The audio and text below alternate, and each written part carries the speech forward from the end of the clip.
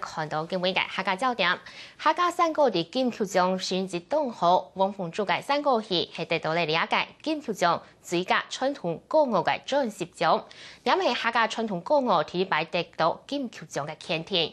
下汪峰主其实伫10年前就开始接触三国，到2下未长出嚟3张嘅专辑，除咗安用嘅好成绩，被本季客家曲题客家歌继续唱。 得奖的是王凤珠的《山歌戏》，恭喜恭喜！非常恭喜！这张《山歌戏》的专辑是采取野台式的表演方式，是以客家传统的3大调歌曲为主，下半场还转成客家的9腔18调，尤其是好听的客家小道《四季花开》。恭喜王凤珠小姐，恭喜！非常的高兴。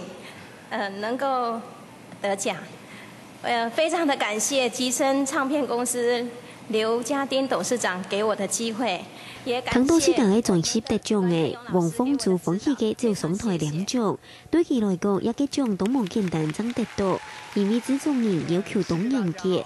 王峰做嘅下擺第6件事點目執，甚至還是要放棄6件嘅想法。唱唔好啊，老師要求懂人嗬，依規劃開嗬，應該係當快樂嘅事情。唔過呢，你去彈嘅首歌嘅時節，唔止講係啲背度嗬，得幾多目執，淚灑錄音室誒。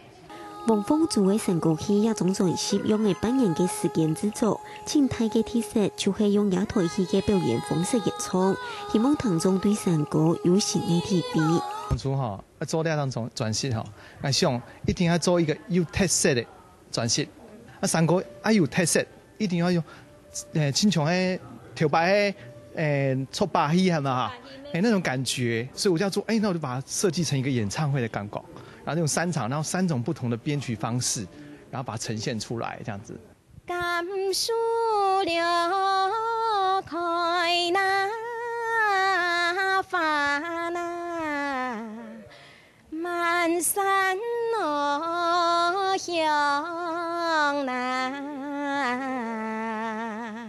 10年前才開始接觸山歌，雖然老朋友比起來冇按久嘅時間，不過王峰做唱山歌動有韻味，唔但唱啲歌唱比賽度接得獎，也被行客得到嘅金曲獎嘅肯定。能拜佢講，佢行外繼續唱山歌本體家堂。客家新聞彭景樂、齊飛玲台北報道。